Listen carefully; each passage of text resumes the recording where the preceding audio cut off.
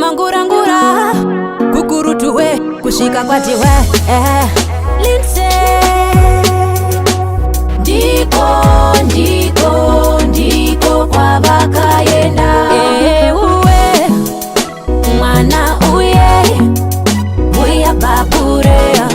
amai vakaenda kure mwana uye uya baburea amai vakaenda kure mai vakaenda kugomore marirangwe kunosunza kuti tirarame kure kure kusina ni anosvika chinangwa chavo tisafe nenzara asi dai mama madzoka tarirai zuva radoka makaenda kumaziva ndadzoka mwana wochema manonoka uwe mwana uye